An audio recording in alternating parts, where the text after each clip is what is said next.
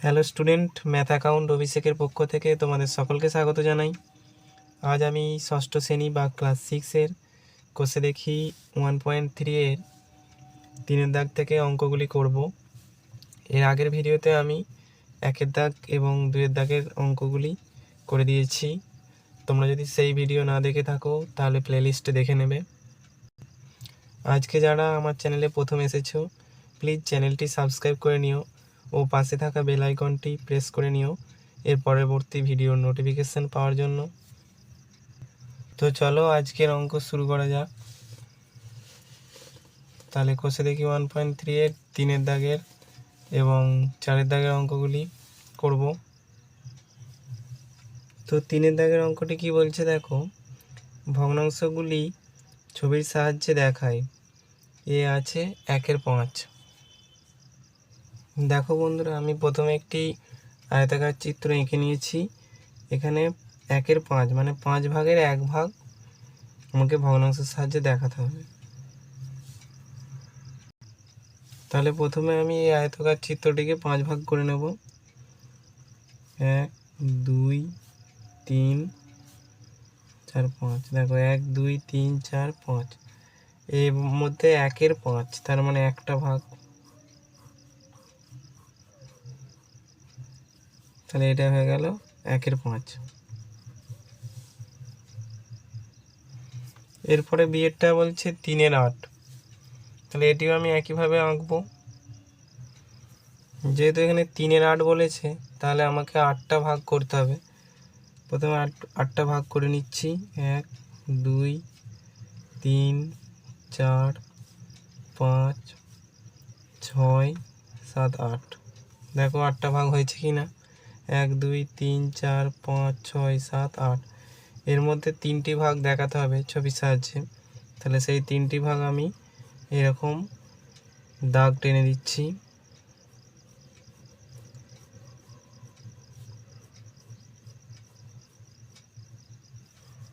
তাহলে এই 3টি ভাগ নিয়ে 3/8।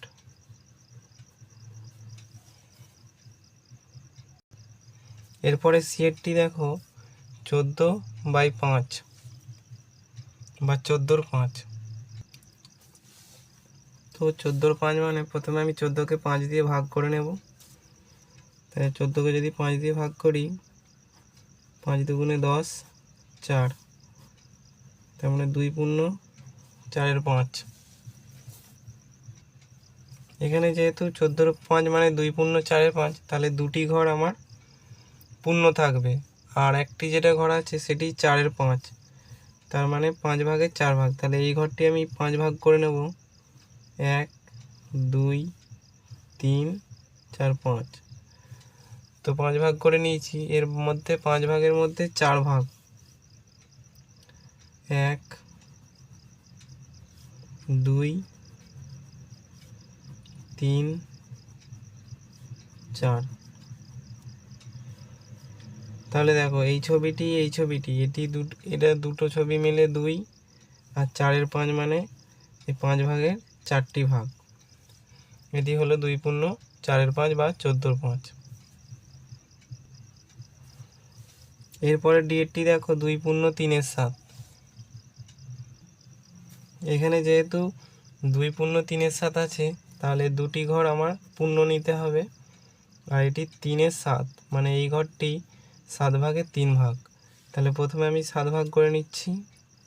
1 2 3 4 5 6 7। 1 2 3 4 5 6 7। এই 7 ভাগের মধ্যে 3 ভাগ। তাহলে 3 ভাগ রং করলে 1 ভাগ 2 ভাগ 3 ভাগ। তাহলে 3 ভাগ আমি এরকম দাগ দিয়ে নিয়েছি। এরপরে এর অঙ্কটি দেখো 8/5।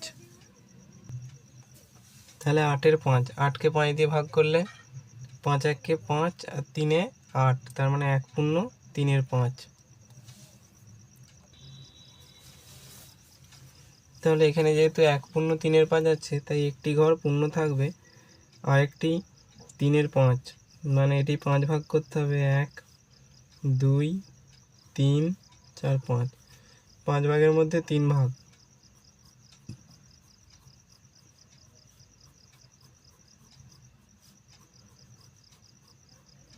দেখো এটি হচ্ছে আমার 3/5,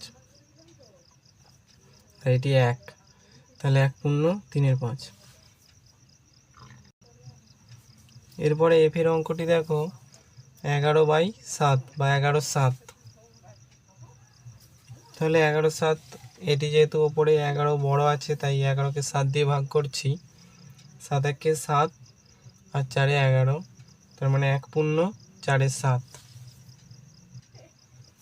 তাহলে 1 পূর্ণ 4/7 যেহেতু আছে তাই একটি ছক পূর্ণ থাকবে আর একটি 7 ভাগের 4 ভাগ। তাহলে এটিকে প্রথমে আমি 7 ভাগ করে নিচ্ছি। 1 2 3 4 5 6 7। এবার 7 ভাগের 4 ভাগ।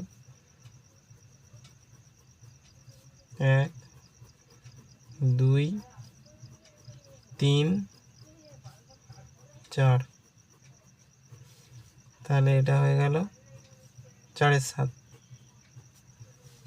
তাহলে 1 পূর্ণ 4/7 মানে এটি 1 অংশ, এটি 1 অংশ, আর এটি 4/7 অংশ। এরপরে 4 দাগের অঙ্কটি দেখো, প্রকৃত ভগ্নাংশে গোল, অপ্রকৃত ভগ্নাংশে এরকম বর্গাকার চিহ্ন ও মিশ্র ভগ্নাংশে ত্রিভুজ চিহ্ন বসায়। তাহলে এখানে তোমার অনেক কিছু প্রকৃত, অপ্রকৃত এবং মিশ্র ভগ্নাংশ দেওয়া আছে। তো যার জন্য যে চিহ্নটি হবে সেটি তোমাকে বসাতে হবে। তো প্রথমে এই ছকটি খাতায় এঁকে নিচ্ছি, তারপর চিহ্নগুলি বসাচ্ছি, তোমরা দেখো। তো আমি 4 দাগের অঙ্কটি ছকটি টুকেছি। তো প্রথমে আছে প্রকৃত ভগ্নাংশে গোল, অপ্রকৃত ভগ্নাংশে বর্গাকার, মিশ্র ভগ্নাংশে ত্রিভুজ। তাহলে 1/5 এটি প্রকৃত না অপ্রকৃত বুঝবো কিভাবে? তো ওপরের সংখ্যাটি যদি ছোট থাকে, নিচেরটি বড় থাকে, সেটি হচ্ছে প্রকৃত ভগ্নাংশ। আর যদি ওপরের সংখ্যাটি বড়, মানে ধরো এখানে 29/19, এটি হচ্ছে অপ্রকৃত। আর মিশ্র বুঝবো কি করে? মিশ্র থাকলে এরকম পূর্ণ থাকবে, 9 পূর্ণ 14/15। তাহলে 1/5 এটি প্রকৃত ভগ্নাংশ হবে, তাহলে এটি গোল চিহ্ন।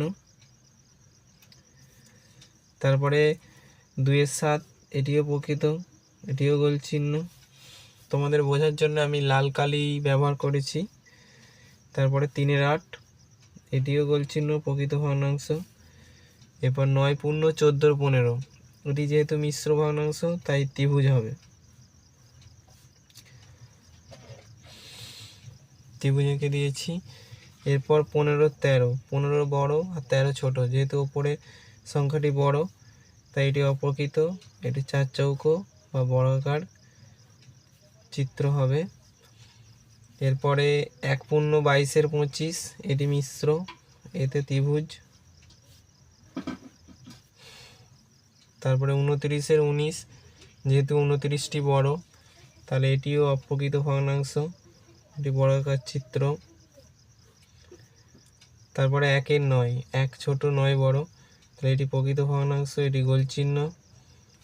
6/13 এটিও প্রকৃত, গোল চিহ্ন। এরপরে 11 পূর্ণ 1/19, এটি মিশ্র, তাহলে এটি ত্রিভুজ। 2/5 প্রকৃত ভগ্নাংশ, এটি গোল চিহ্ন। 5/9 প্রকৃত ভগ্নাংশ, এটি গোল চিহ্ন। এরপরে 23/17, 23/17 যেহেতু 23টা বড় 17 থেকে, তাহলে এটি অপ্রকৃত, তাহলে এখানে বর্গাকার চিত্র। তারপরে 2 পূর্ণ 3/4, এটি মিশ্র, তাহলে ত্রিভুজ হবে। তারপরে 4/17, 4টি ছোট 17 বড়, তাহলে প্রকৃত ভগ্নাংশ, গোল চিহ্ন। তারপরে 3 পূর্ণ 5/11, এটি মিশ্র, যেহেতু পূর্ণ আছে তাহলে ত্রিভুজ আকার হবে। তারপরে 11/12, এটি প্রকৃত ভগ্নাংশ, যেহেতু 11টি ছোট আছে তাহলে এটি গোল চিহ্ন, 3-এর 7, 3 ছোট 7 বড়, তাহলে এটিও প্রকৃত, এটিও গোল চিহ্ন। বন্ধুরা তাহলে আজকে কষে দেখি 1 পয়েন্টের 3-এর দাগ এবং 4-এর দাগের অঙ্কগুলি আমি কমপ্লিট করলাম। এরপরে 5-এর দাগ, 6, 7 যে বাকি অঙ্কগুলি আছে সেগুলি আমি পরবর্তী ভিডিওতে করে দেবো।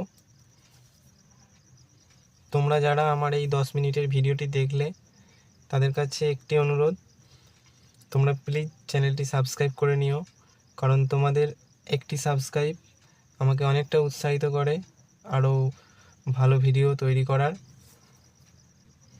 তো বন্ধুরা আবার তোমাদের সাথে দেখা হবে নেক্সট ভিডিওতে। ততদিন তোমরা সবাই ভালো থেকো। ধন্যবাদ।